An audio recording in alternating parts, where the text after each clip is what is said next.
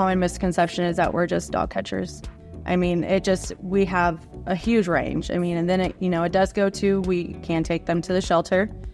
We do deal with deceased animals as well. So we have a pretty big list of things that we do. So definitely not just a dog catcher. And then when we do pick up the animals, we definitely do try to get them home. The goal of animal control is not so much to write citations, but it's more for education. Fortunately, we do have to write some citations, but our ultimate goal is voluntary compliance. And again, education. It's going out and letting people know this is what is against the law, this is what's not. They can give warnings, but again, they can write citations for ordinances, violations. Some of my main responsibilities are dealing with like the dogs that are right in the streets, the sick, injured cats, the wildlife that's injured. We get them to where they need to go. We deal with all of like the neglect situations. If we see a dog that's running around the street and it looks fairly skinny, we try to see where it came from, get it some help, get bite quarantines. If a dog has acts vicious, we get them off the street and we get them where they need to go. The reason I wanted to become an animal control officer was I just really care for the animals. I wanted to be able to get the ones who aren't treated right some help. I've always been the little girl who's chased the random dog in the street, so might as well just make that my job.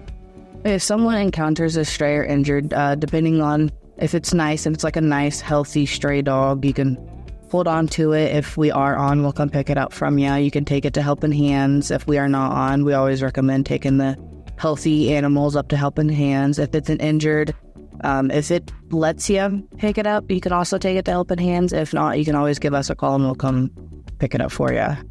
So our animal control officers do a phenomenal job. They are extremely dedicated, but they can't do it all by themselves. That is where the partnerships with numerous different agencies come into play with animal control, and that kind of the realm of the animal control officers. We partner with the Topeka Humane Society.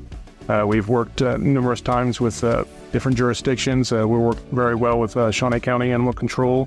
You should always have a license for an animal 6 months and older for a cat and a dog. I do know it is cheaper if they are spay and neutered than if they are not. It puts you on our system to where when it's wearing the tag, if the dog does get out, we can call Tracy with licensing, and we can give them that number and they can give us information. But for us to educate the public, we go to just like community events.